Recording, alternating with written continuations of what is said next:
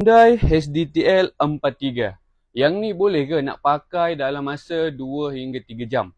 Assalamualaikum warahmatullahi wabarakatuh. Okey, buat korang yang tanya-tanya masih rompot brand daripada Hyundai model HDTL 43 ni, ramai yang tanya, bang, yang ni heavy duty ke? Boleh ke nak pakai 2 jam ataupun 3 jam direct?